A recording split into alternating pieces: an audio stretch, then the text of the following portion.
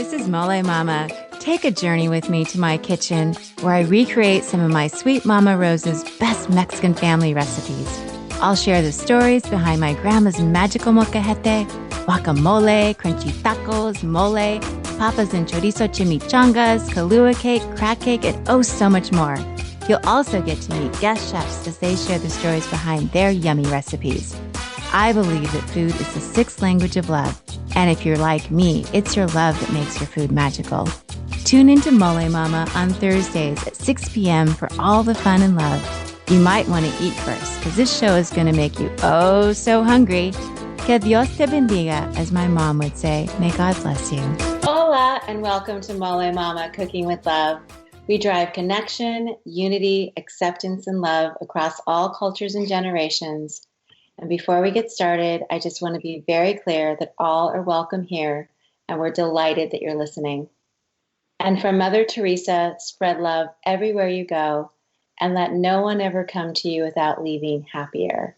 And given who's tonight's special guest star, you're going to leave very happy, probably hungry for Latin, Mexican food, going shopping. So right now, make sure you have those snacks handy because you're going to need them later. Trust me. Once again, welcome to Molé Mama, where we celebrate home chefs and entrepreneurs, side hustlers, and foodies like my sweet Mama Rose and my Tia Julie. We talk about heritage and family recipes and traditional tools like my Grandma Magdalena's magical molcajete. And every week I remind you that the secret ingredient to every great recipe we make is our love. I want to welcome our returning listeners, and if you're listening for the first time, thank you so much.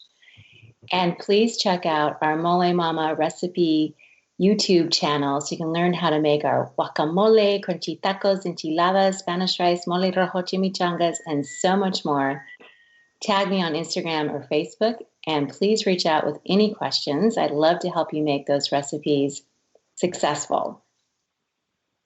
So tonight, before our guests join us, I want to tell you a little bit more about her. If you're in the chat room, you've seen that we have La Cooquette, María on our show tonight, and her husband is also going to be joining us. But let me tell you about her impressive bio. She's been named one of 4 Mujeres Legendarios 2016 by Ford Motor Company. Has been a finalist in the Food Creator Tecla Awards. She was a nominee in the food category for Shorty Awards. She's named one of 5 Latino Latins to follow, that we need to follow, including Carolina Herrera and Jorge Ramos and Sofia Braga by Latin Post. She's a columnist in Culinary Magazine, American Gourmet, and Honduras Tips. And she's been a host for videos for Tastemade, Me Too Network, and Being Latino, among others. She has an amazing YouTube channel that I recommend you follow immediately. She has a channel that is not only in English, but also in Spanish, and she has hundreds of thousands of followers. That is outstanding. And when I found out about her, what drew me to wanting her to get on the show, and I'm so excited to have her, is that she is filled with light. You see her smile, it's contagious, she's fun, she's encouraging people to cook at home and make it fun. So I am just beyond excited that she has said yes, and she's here tonight. And before we speak to Maria, we're going to talk to her husband, Alvaro Hernández, who's here with us also. And he is behind the scenes making those videos happen. So, hola, and welcome to the show. How are you? Hi, happy to be here. Great to have you here. And before we get started, is there anybody that you want to say hello to? Well, if there's any La Cooquette fans out there, well, thank you for all their support, obviously. And in general, for Molé Mama's podcast audience, I would love to, for them to check out our work. I'm sure they'll like it. And I hope that they enjoy our story. Yeah, and I was checking out your Facebook channel earlier today, and I was really impressed by some of the the videos and in addition to the YouTube work that you do. So do you want to tell our listeners a little bit about what the kind of work that you're doing and how you got started actually doing video work? Yeah. So the story is I met my wife in college actually, and she was studying public relations and marketing, and I was getting my degree in media studies with a focus on film and TV. And once we graduated, I actually moved to LA. And we were apart for about 6 months. And in the meantime, she was still in Spain where we studied. And she actually started like a baking business, like a baking and catering business for events. And it was actually doing pretty well. And in the meantime, I was working in LA and kind of honing my videography skills and whatnot.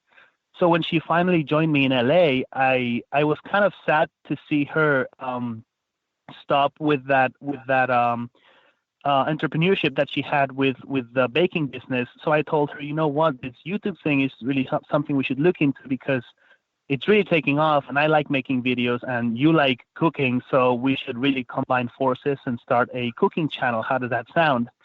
And she was all for it. You know, she really missed baking and kind of, you know, the joy that her creations brought to her clients, and to be able to provide that joy, you know, tenfold, hundredfold, you know, many times over through a YouTube audience internationally, then, you know, she was happy to jump on board. And that's how we started La Cooquette. This was back in fall of 2013. That's outstanding. So you built all this in 5 years. Congratulations. That is just so wonderful. Thank you. No, it's been a while. And when you say all the things that she's accomplished in this you know, half a decade, it amounts to a lot. But it's flown by, which is crazy, you know. But it's all there. Well, and I think that usually happens when you're working on something that's your passion, and that really comes across in your videos, that you're so passionate about what you're doing. But before we go any further, I have to say that because I cook a lot, and so does your wife, and my husband will tell me that it's my fault for his 30 pounds. And you look thin. And I was looking at older videos, and I'm like, how does that happen? How are you guys around all this food and you haven't changed? So right, well, as it pertains to me, there's the magic of filmmaking involved, you know. I know my angles, like you would say. No, but really, like most of the food that we cook, we give away, honestly, because we're always cooking. And more often than not, it's desserts. So it's funny because now we live in like a gated community, and so all the kids that, you know, they know that we're YouTubers, and they kind of hang out of the house when they know we're filming, and they wait till we're done. They're kind of playing in the street, and once we're done, we come out with the whatever it may be, the cupcakes or the cake or the we just made Turkish delights this week. And they'll take the load of candy and and share it among their siblings and take it to their families. So it's cool because we don't eat all that because that would be hugely unhealthy, but no food goes to waste at the same time. So okay, that's outstanding. I had to ask because my husband, I'm sure he hasn't seen your pictures yet, but later he'll be like, excuse me, you know, I make him tacos. No, tell him I completely understand. Especially since we had our baby, I've put on a few pounds, and it's something that I've been trying to, you know, keep at bay, but it's a struggle, especially when you have somebody in the home who cooks so well on a daily basis. That's outstanding. So you're shooting all of her videos. They are so well done and fun and entertaining and at the same time informative. So do you come with a script, or are you just going on the fly? How does it happen? Well, before I answer your question, I need to give a shout out to our video assistant, who is a lovely young lady. She's called Daniela Irata, and she's actually been helping us this past year. She was our first employee because we couldn't cope, especially with the baby. The workload was so significant that we actually took on somebody to help us with our bread and butter, which is the recipe videos. And she is the one that shoots and edits those under my supervision. And it's been nice because I've taught her the style, I've taught her the tone, and she's come a long way. So I just wanted to make sure that she gets her due credit because she's been doing that for the past few months. As for me, I still do most of the client videos, like the sponsored videos and the food and travel videos, which kind of tend to include more preparation, more script, and more work on the production side. And I like it's fun. I like the writing aspect of it. I like the storytelling aspect of it. I don't know if you've seen some of the food and travel videos, but I really like delving into the history of a place and kind of just really conveying that visually and through the storytelling. So we will do some prep work before we head out to a place to kind of get the hang of what story we want to convey and what the protagonists of those stories are, so that we do them justice with the camera.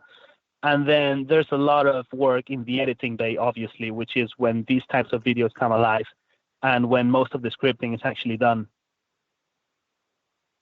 I did watch one of the travel ones, and I did want to, for our listeners, the fact that you guys are traveling and cooking and doing these videos, it's amazing. And you do have a new baby. And I think it was on Instagram of how many trips your new baby has already. Yeah. Share that with our listeners. Honestly, I was floored. She's great, but she's the sweetest baby. She's got a really kind and amiable demeanor about her, and she loves being out and about, honestly. It's when she's in the home that she's more fussy than ever. So we were told by most parents that we shouldn't be overwhelmed by the baby, especially in the first 2 years. Those are actually the years in which the baby will actually allow you to travel more. It actually gets harder after that. And we took that concept, we took that advice, and heck, we ran with it to to the extreme. And like you said, I think the baby, she's not even a year old yet. Little Isabelita is her name, and she's been to over 15 cities and like 5 different countries, and she's going to Spain and France this Christmas. So because that's where my family is, and Maria's grandmother in France. So yeah, she's definitely a world traveler. That is outstanding. How fun. Well, like I said, I just loved your pictures. And the videos, like I said, they're so well done. And I am doing videos myself, but I'm still in a position where I'm shooting them all myself, and then I have somebody else that edits. So someday I will have help. I'm looking forward to that day. It's a lot. Yeah. It's an awful No, lot. yeah, you really need the editing process. It really takes a while. So that was the first thing that I wanted to unload as soon as I could, and so we did. That's great. Now, I have seen too, because you do travel and you seem both like you're very adventurous in your food. And I want to say that I saw a picture of you guys with insects. Did you really eat the insects?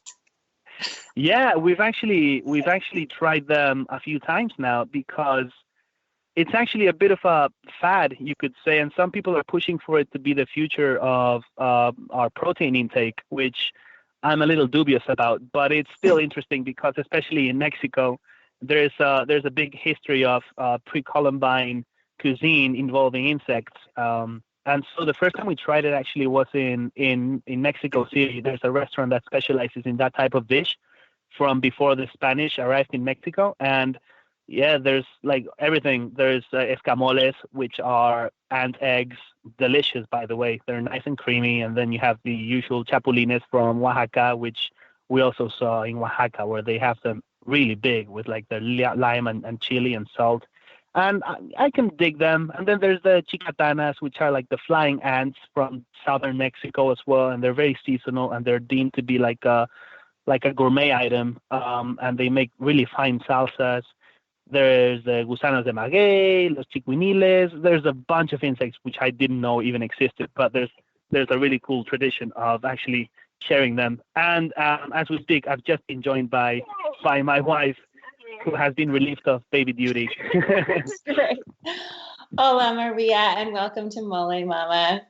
Your husband has been telling us all of your secrets, so but it's great. Oh, okay. Secrets about. Okay. We were just talking about eating insects. She was asking about that. That's an okay secret. Yeah, I have to say, my cousin Eva, my prima Eva, has gotten me to try a couple things, and I'm not a fan. I don't know if it's because I grew up on a farm and I've seen so many bugs that I've had to get rid of. Just can't do it. They are tasty. Okay, I'm going to take your word for it, Maria.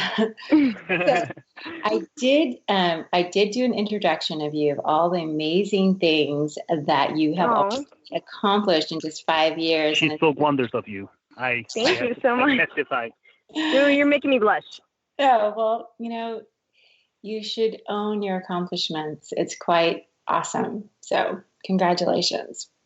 Thank you. So we skipped ahead, and your husband did share that, you were cooking and you met in college, but I wanted to understand where your love of food began. Did it begin at home?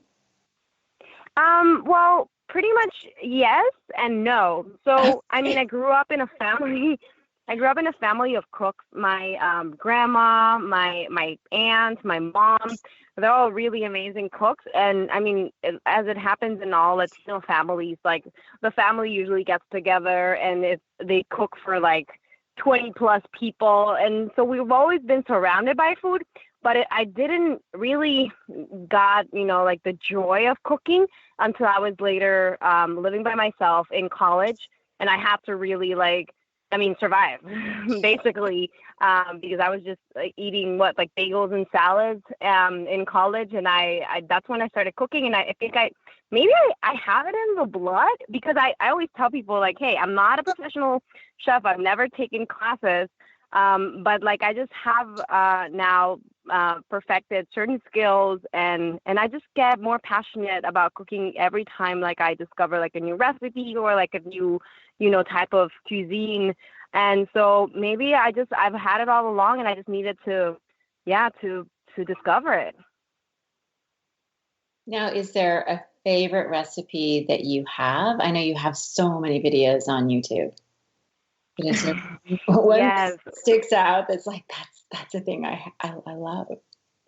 Well, we've had videos that have taken us a long time to perfect and to make it really good looking and really taste well. We have a really fun video of matcha croissants that we shaped in the shape of Yoda from Star Wars, and that took me a bunch of days to create and to have it ready for the video. But then I would also say a lot of people know me for my lasagna. People Alvaro, my husband, he really likes my lasagna. And I remember we did, I think it was last year, we did a recipe mixing Indian cuisine, which is my favorite, with lasagna. I made an Indian lasagna, sort of with the butter chicken flavor and sauce and everything. And I would say that's one of my favorites so far. And can I just say, ever since she made that recipe, my mother has actually been doing it for big family gatherings repeatedly. So we're bound to try it this Christmas again. My mother's rendition, that is. Yeah, I'm sure. I have to go look that up, because my husband is a huge fan of butter chicken. Oh. And pasta. So, okay. I'm going to check that out. Yeah, you should try it. Okay, and now I have to know, where did your name come from? How did you come up? Oh, so the La Cooquette. we were kind of brainstorming around when we never knew that we were gonna become this big of an enterprise, so to speak. And we were thinking, okay, what's a fun name that can be original and catchy. And so I have a French background because my dad's French. And so we chose the word coquette in French, because in Spanish it also means like coqueta, Yes. but in the Spanish meaning it means sort of coy and playful. That's just how we wanted our videos to be. And so we said, why not add an extra O, because I cook. So the Cooquette, La Cooquette. And yeah, that's how it became. But now we sometimes we really how do you say it? It's a good name. It's a good name. Yeah, but people some people, because a lot of young kids watch us. We realize when we look at how people find us on YouTube and Google, they misspell it a lot of times. So we always have to include the misspelled versions of La Cooquette in the keywords as well. But hey, it's once you know it, once you know like the intro to the videos, everybody sings the videos. Everybody sings the intro, so at least they know the jingle. It's yeah, it's catchy. It's very catchy. The name is very memorable. It's a great name. It's very creative. Oh, thank you. It's great. And now you're doing your videos in both Spanish and English, and I think that's fantastic. Unfortunately, my Spanish is probably not good enough yet so that I could do Spanish as well. I would love to, but I think that's so brilliant of you to do both. Now, and it looks like you have a bigger fan base in Spanish. Is that correct on YouTube? Yes. And thank you for noticing that. We did put a lot of effort in creating both, English and Spanish videos. We actually started the channel with English videos because we were both living in LA and we were like, let's just do this in English. But then we started getting a lot of Latino viewership and we said, why not? Let's just mix in Spanish and English. And seriously, like, I think like we Latinos, like we're outstanding in every single aspect. And so that just like blew up the Spanish video part. And so we were doing a lot of the recipes in both English and Spanish at one point. But when I got pregnant, things got a little more difficult. And so we decided to just focus on the Spanish videos. We did a separate English channel to sort of, because in YouTube, it's sort of like when you have a TV channel, people tune in and they want to see what they expect to see. So if you have English and Spanish videos in the same channel, some people might get upset because, hey, they're like, I was waiting for a Spanish video. Why is this in English? It throws people off. It throws people off. And so we created an English channel. We separated the English videos there. And now we don't do them as much. We do them usually for when we work with brands or when we do travel videos. We're starting to add English subtitles to all our videos, and not just because for English speaking audience members out there, but there's also people watching us from like Brazil and Italy and places like that. So English is just kind of the common denominator, whereby if you include those subtitles, it actually tends to work for everybody. But I love the fact that, at the same time, YouTube videos, what you create and what's on YouTube, it like lives on forever. So I still get a lot of comments and engagement from the older videos. And people even tell me like, hey, we're showing this in like Spanish class because it helps our kids learn Spanish or people that maybe want to learn English. They have both versions of the recipe and in both languages and they can learn in that way. So I have also received a bunch of requests to do them in Spanish, and I'm just so intimidated. And my prima, like, if it's any help, we know a lot of creators whose Spanish is a little rusty, and once they start putting out content in Spanish, like once they overcome that initial shyness of not being able to speak it fluently, but whatever. It just takes a little bit of practice before you're almost, completely confident in your Spanish. And we know a lot of creators that have taken on that journey, and it's beautiful to see, honestly. Okay, I'm taking a deep breath. I'll take the breath. Good luck. I'm sure you'll get there before you know it.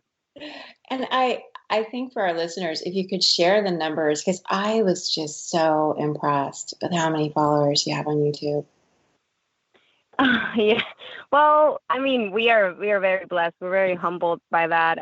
We have, I think, over 643,000 subscribers in one channel, about 5,000 in the other one. The English one, of course, is a little smaller because we started it a lot later on.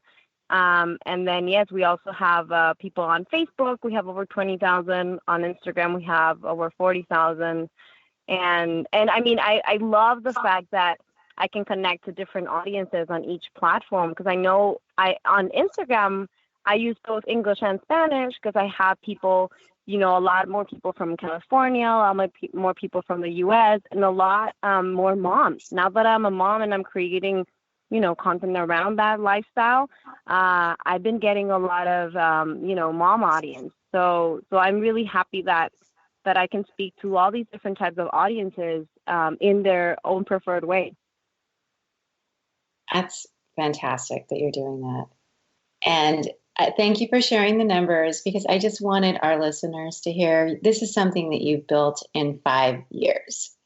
And I know that a lot of my listeners are thinking about new businesses or dreaming about something that they should do. So when I have the opportunity to talk to people who are living in their passion and doing well, I really want to throw that out there so that others can hopefully embrace their own passions and follow their own dreams. So you're an example that it can happen. Mm-hmm. So yeah, I wanted to add something to that, because so we actually, yes, we started it 5 years ago, but we didn't really go professional full time until about like 2.5 years ago. We took the leap, and it wasn't hard. Like, people thought that we were crazy, but we saw that there was something in that producing content for younger audiences and food content and all that was something that was gonna get bigger.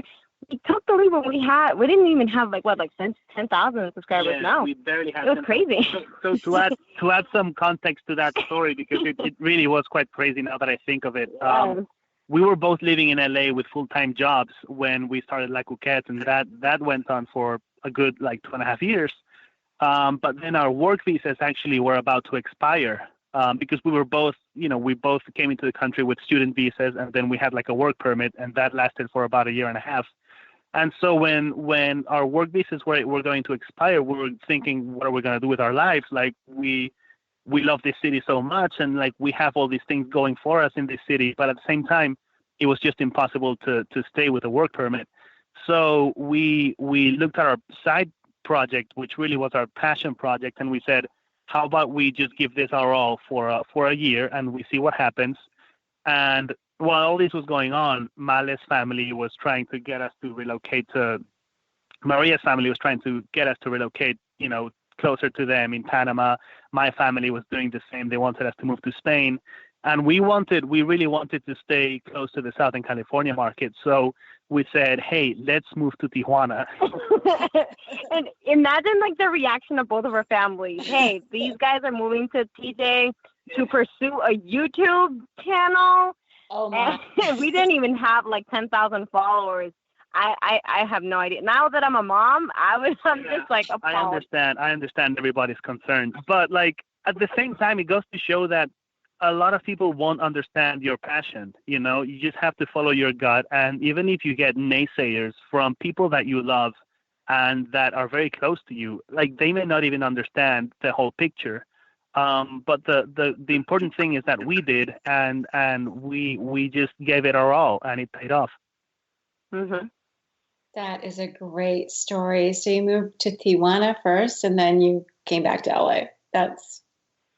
Oh, we're still in Tijuana. Yeah, we're still in Tijuana. We go back and forth. I was just returning from LA today for an event.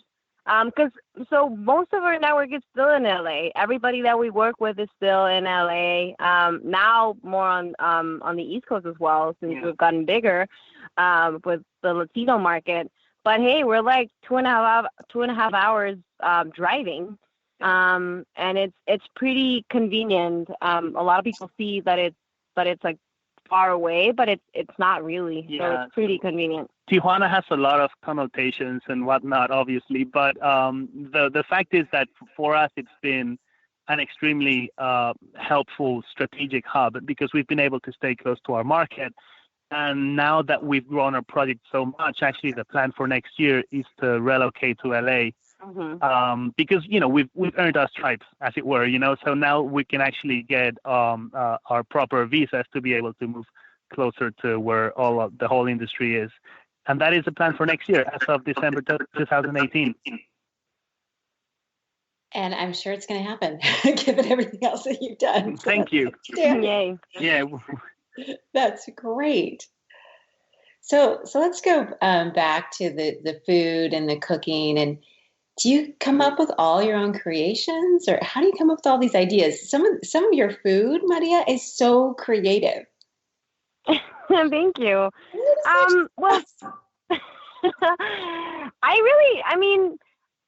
don't give me all the credit. I'm just I'm like a sponge. I like absorbing things from whatever I'm experiencing. I'm very lucky to have, a very diverse cultural background. Like, I'm from Honduras, but my family lives in Panama, and we travel all the time to both those countries and as well to Spain, where Alvaro's family is. And so I have all these inspiration ideas from that cultural background of all of our families. But at the same time, so when we're catering to kids and a young audience, you always have to think, ahead, because boy, these kids, they change trends very often. And so we always try to see, what is being consumed, what new unicorn frappuccino is out there to sort of give it our own spin. And we have a little bit of that in some of our videos, but we also like to have, what stays true to our own, which is always being creative. Just if it's mixing two types of food, two different types of cuisine into one item, that's something that's creative. If it's experimenting and maybe creating something that might not be edible, but it is. We always try to make everything edible. As a footnote, but sometimes it just doesn't work out. Sometimes it just doesn't work out. And when you're trying to do the dragon beard cotton candy, and it's just a little hard to create that from scratch with your hands. But at the same time, it's just being creative in the kitchen. That's I think what drives me, because that's what inspires people to also, get cooking themselves and to see that you can have fun with it, and that you can try things, and maybe they don't work out as well as you thought that they would, but hey, at least you had fun. You created something, and we've gotten a lot of photos from, we always get tons of photos from people when they try our recipes, and it's just so gratifying to see that that they make them just like they sorry, somebody opened. That they make them in their own homes and in their own way, and that they're so proud of it. They feel really accomplished for making them. I would agree with that. I know with my own recipes, when people do make them and then they'll send me a picture and they're so excited. And for me, because so many of my recipes were my mother's that I learned to make with her. And so for me, it's my mom lives on. My mom is living on in these other people's homes because there's her enchiladas or there's her frijoles. And so it's a beautiful thing. It's beautiful. And I think inspiring people to cook, especially young people, is brilliant. I'd love to hear a little bit more about some of the things that you've tried that haven't worked. I've tried some stuff that I'm oh, you got to be kidding. I think that was a good idea. So I wonder if you have. Yeah. You mentioned one of them. Do you have any others that you've tried that you're oh, that did not work? Well, to add to that concept, we actually have one of the sections that does best on our channel is a section called Será Posible, which is literally, will this work? So we actually set out to do something without knowing if it's going to work. And it's often experiments in the kitchen, I don't know which ones we've done. We've made homemade bubble gum. We actually went to the desert of, what should I call it? Palm Springs to cook cookies inside a hot car. So little things like that. We try to get creative so that kids can also take, delight and have fun in just trying things and the process, because sometimes it's the journey that's the gratifying aspect, not so much the result, but to be able to try things is almost as gratifying as to see them accomplished. And sometimes, there's many lessons on the way. And more often than not, my wife is often, able to pull all of these crazy things off. So, but sometimes I don't, and that's the thing. We don't. One of my enemies in cooking is, if I dare say, chocolate, and dipping things in chocolate and covering them in chocolate.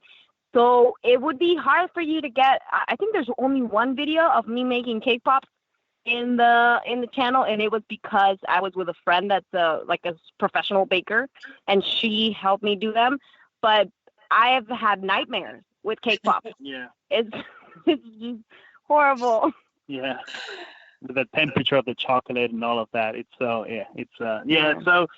she definitely has her weak spots, which we're always working on. But that's not to say, nobody's a perfect cook. There's always things to learn. Mm-hmm. Always things to learn. And I have to know now before I'll check the YouTube channel later, but did the cookies actually bake in the hot car? Did it work? Yeah. I mean, so basically you have to leave them on for a lot of time. I think they were in there for about 5 hours. Yeah, 5 hours. When the sun was the highest, so it was direct heat, and the whole car became an oven pretty much.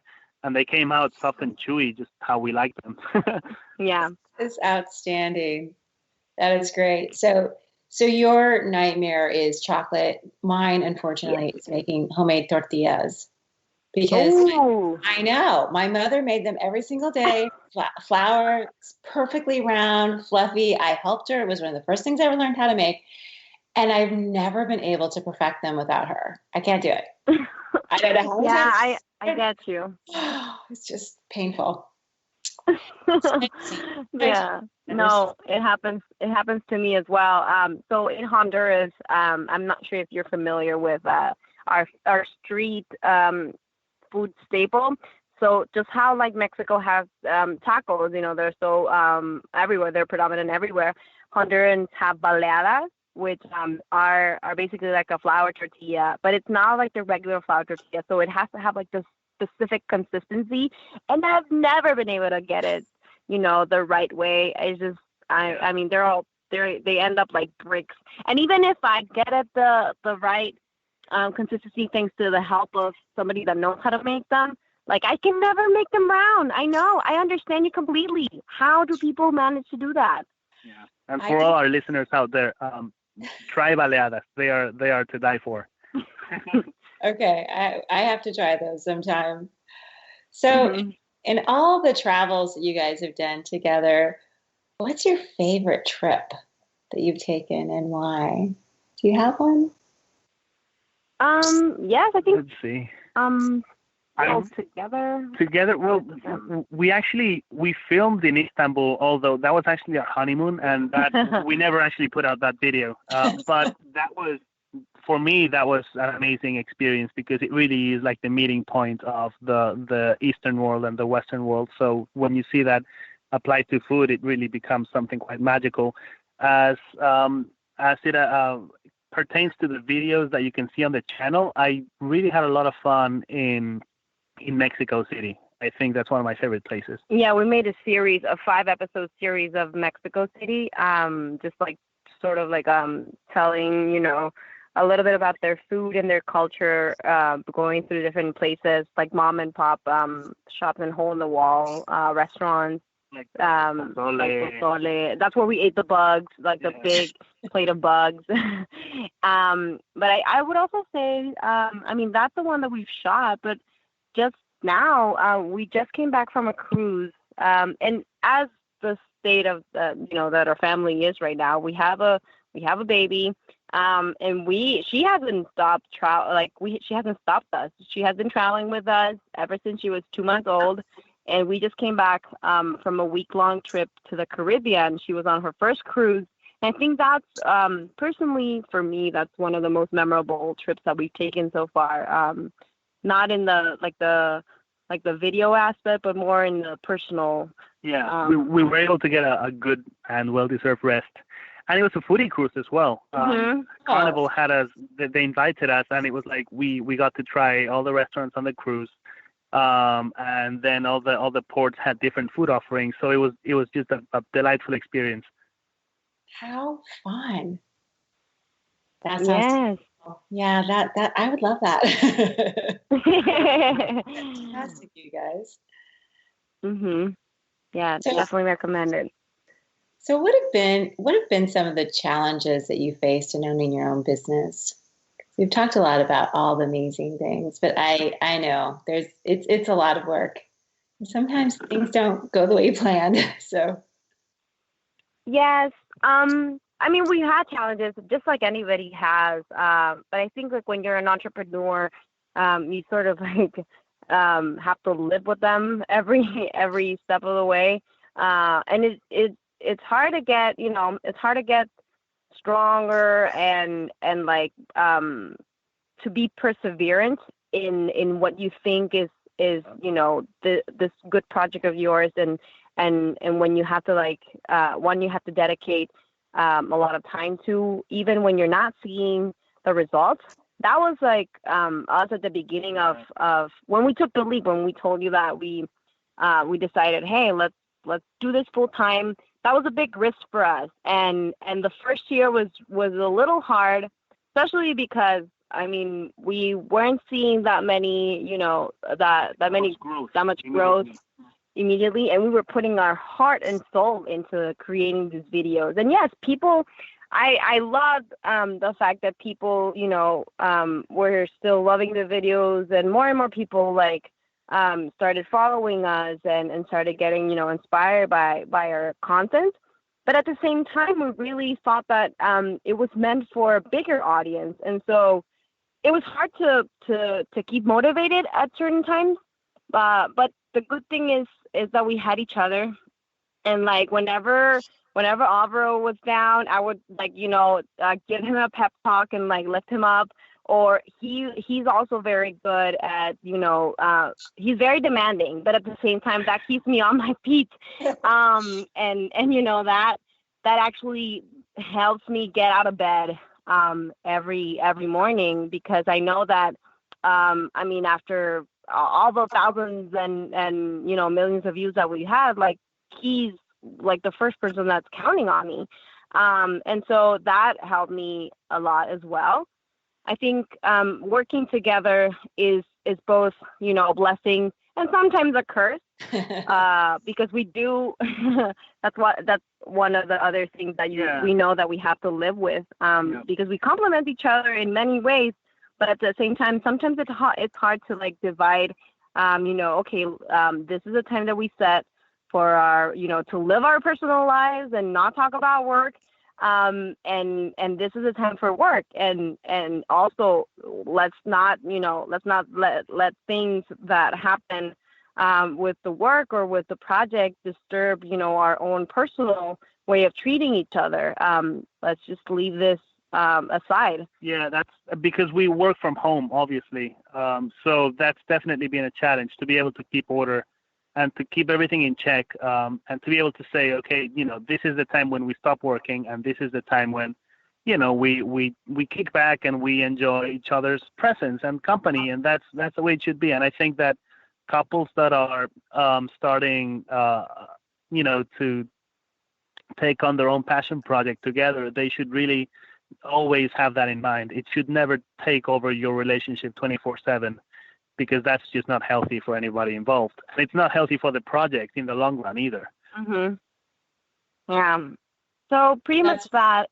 Well, and now we have a baby, so that we have less time for things like that. But luckily, I mean, as it comes with growth, we've been blessed with how La Cooquette has grown. We actually now have our one full-time employee. She directs and edits our videos, and that has helped us as well organize our days a lot better now. That's wonderful. And it is so great that you guys have each other, that it sounds like you have a really great working relationship. And advice about how to work together, I think, is really valuable. Because I know I struggle with the same thing. It's like things move slow, and then something great will happen, and then they move slow again, and then I don't know about you guys, but I've gotten some comments on YouTube that I'm like, oh, I wish I would never have read that. So, yeah, we get that all the time. It's just, I mean, you start just like, some can be very hurtful, but honestly, most people have been kind to us, and there's always like a mean guy out there, but we tend to not let those get to us. In fact, we tend to have a good laugh about those. Yeah, we always laugh about those. But also, as you say about like, sometimes you have like your slow, couple of months, and that can really get to you because it's really unpredictable. So when you don't know when your, next month's income is going to come from, that can really kind of get you down, especially if you are involved in a creative endeavor. That's really something that can cause your, writer's block, as it were, because you're just too distracted by the lack of income or something, which should always be a concern. Don't get me wrong, but when you let it kind of dry up your creative muscles, then it becomes a real problem. So it's just hard to stay passionate and stay creative, even when you have nothing to show for it. When the world isn't responding immediately. But there's always, I know that there's always, you got to keep going.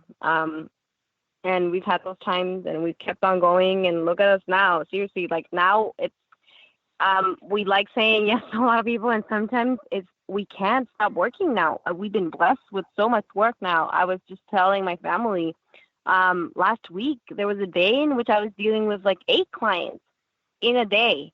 And that was just like, I've never imagined myself in this position. And now I can say no to certain opportunities that are thrown, in our, like on our way, because, there's other better opportunities, that we're working on. And it's just like, you have to just keep going at it. And seriously, like, the fruits will come.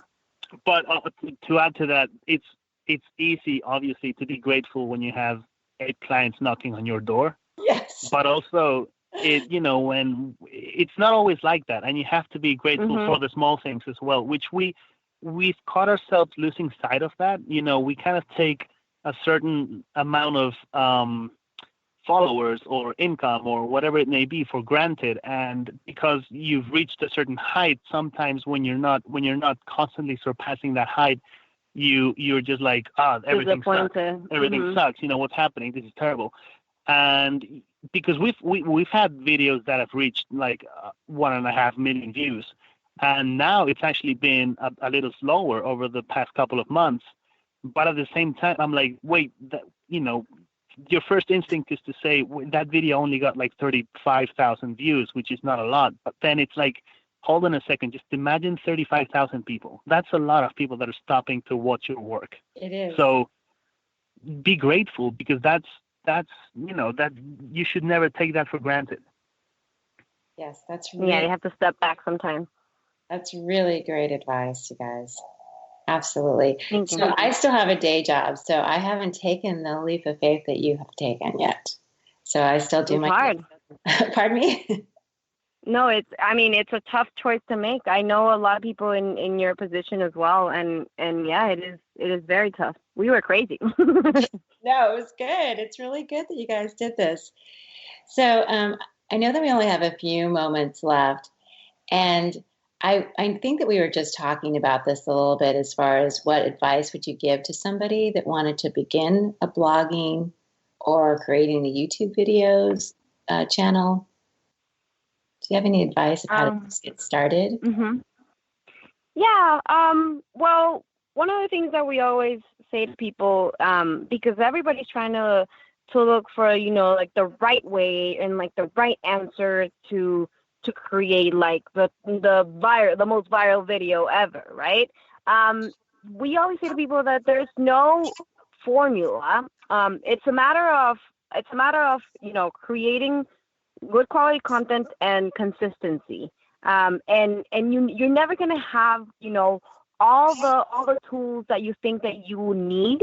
Because a lot of people are waiting for all this expertise, knowledge, and all the tools. Or I need to buy a better camera, or I need to get a microphone, which you don't, honestly, just dive and the rest will follow. That's what we say to people. Because once you're in there, once you're creating, once that you're like in that stream of creative process, you also start learning. You learn from your mistakes, you learn from what people are doing, and it's easier for you to adapt to that than just like wait around forever to get the right moment.